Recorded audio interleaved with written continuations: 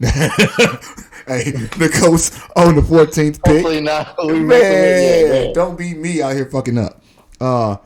So we trade 10. We received the 14th pick. Number 80, which is the third round pick, and a 2026 fifth round pick. So this gives us the opportunity to have multiple second and third round picks again, because we already have our 72nd pick, and then we'll have a newly acquired 8th, and we already got 2 twos, 39 and 41. This will also offer some flexibility next year, because this fifth round pick could be utilized to move up into another round this year, or you can keep it for next year, and it may pay dividends in the fact of actually drafting a player or acquiring somebody else like some of that proven talent that's on somebody else's roster already, and that third to fifth round recipe that we talked about. Whoa, don't put me in a box. Oh, I would say, all right. I mean, we talking about this year. Conversation wasn't online. We talking about this year, right? Nobody knows about me trying to get proven talent. That's our personal conversation. I'm thinking that's just for this year. So I figured that's, this year you might want to exacerbate some of your capital on that right there. There's your fifth round pick to go ahead and throw it in the bag if so. Now for me right there, like I told you, that one kind of gives you a little bit of flexibility for having 2 twos and 2 threes, and then it gives you a peek into next year. I think that particular next year pick, while this pick, and I'll be honest for everybody right now, this is probably my least favorite scenario of all of them, just because it's my money and I want it now. Right. At the same time, for the right price, you'll do the right thing, and we will, at this point, table that one right there, even unless you got any thoughts about it, and we will move right into letter number 3 of trade scenarios. What you got? Just a few things. So once again, I just want to restate the fact that I am not for trading back unless you have a person that you're seeking, that you're targeting, that you think is still going to be available. If not, give me the best available person, because I feel like with coaching, and I'm gonna give us an A on coaching that's yet to be determined. Right? We ain't seen it, but on paper it look good. With coaching, you can make the best out of your roster. And so unless you're targeting a person, I expect my coach to make the best, get the optimal return on investment, the ROI on the person that we put on the roster. So if we go get a 4th round punter, I mean, that's... You tried it. You tried it. No, you tried it. You. What about you? My point is, do what you can with the talent available to you, and so getting the most talent is what I'm a fan of. I will also say that I hope one of these scenarios got us moving up as you put out these. Absolutely not. We'll see. I would never give up. Let me tell you something. This doesn't make any sense. There are you got 5 scenarios, and none of the scenarios is we move up to get a better pick. Okay. That's crazy. Because, as we stated here, in these mock scenarios, the beloved follow my favorite draft recipe. I don't like it. I'm just going to put it out there. I don't know how we don't move up. What? You got to do what the Browns did. You swing for the fence, and sometimes you miss, but you got to swing. Boy, let me tell you something. All right. Let's not. I want to sidetrack you. It's 3 players in this draft. Abdul Carter. Yeah. The guy you talking about, the player who will not be named again by me. Wow, you so bad now you can't even say his name. Oh God, I'd be so sad. I would be so sad. Number 1 running back in the draft, and you can't even say his name. Okay, go ahead. Oh shit. And Mason Graham.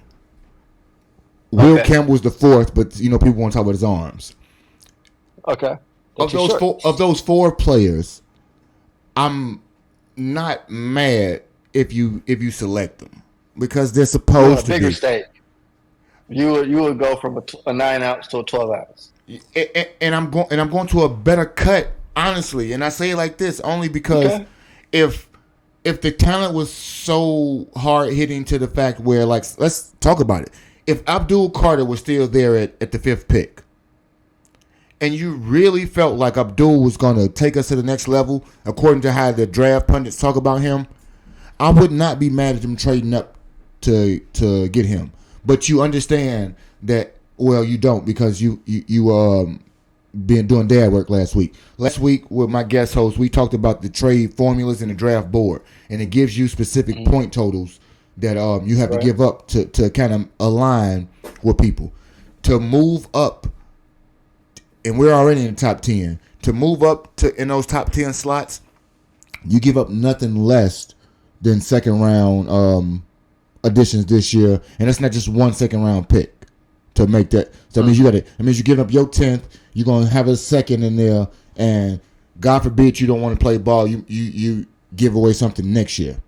Now I'm more amenable to giving away next year's picks because I think we'll be a better team. I.e., the picks will be lesser valued. I won't say they'll be lesser because you don't know who you'll get. But this year in particular, if the board is not set where you have so many. Well, hold on, real quick. Go ahead. You just said that the most successful NBA players get drafted between 3 and 5. No, I said the most successful NFL players get drafted between the 3rd and 5th round. Right. So knowing that, taking that new information, right? Yeah. Taking that new information, then why are the 1st and 2nd rounds so important if the most successful players historically come out of 3 to 5? Because people put so much emphasis on 1 and 2, and then that means they're overvaluing, right? Isn't part of being ahead of the market and part of being over-evaluate people driven? Yeah. a lot in football, and this is what I'm talking about. Ashton Denty right now, because he's played against me, you, Mom, and them, and UNLV. People might overvalue him. Now his competition level may not have had anything to do with how good he is, and so he may actually be that deal. But if you draft him, point is, go ahead. We are Bears fans. How many first round picks have you saw us flush down the toilet that made absolutely no sense? This happens to most teams all the time. I.e., pay attention this year to a guy named Jackson Dart. Jackson Dart is a quarterback from Ole Miss. At the beginning of the draft evaluation process, Jackson Dart was perceived to be a 3rd to 4th round quarterback. Watch the draft and tell me if you see Jackson Dart going to 3rd or 4th round. Because I doubt it. Let me write that name. Just like last year, it was a guy named Michael Penix and J.J. McCarthy. And they weren't supposed to go anywhere near the top 10. And what did they do? Top 10. Both of them. Because people panic. They make assertions. I need a quarterback. So you start picking players based off need instead of ability, and they don't pan out. That's why the 1st and 2nd round go so awry. Because it's not like talent is not there, but people go so chalky in those first 2 rounds, and sometimes the evaluations are so off. Prime example, Mel Kiper Jr. is the best guy to do it in terms of draft evaluation. This is the same guy who said Lamar Jackson should be a 2nd round wide receiver at best because he was an athlete. That guy is the creme de la creme of evaluating talent, and he got it wrong. We talk every day ad nauseum about this guy that's the greatest guy who ever played the game, and I totally disagree. But Mr. Tom Brady was a 6th round pick. That means several people I disagree. We're not going to agree. It's not blasphemy. He is the GOAT in people's minds because of his draft status, in my opinion. Okay. I'm not telling you he ain't good. I'm not telling you he's not great. Yeah, he's great, but he ain't the GOAT to me. Nonetheless, his draft status his draft status conflates that a bit. And so what I'm saying is, he wasn't drafted in the 1st or 2nd round. Right, but my point is this: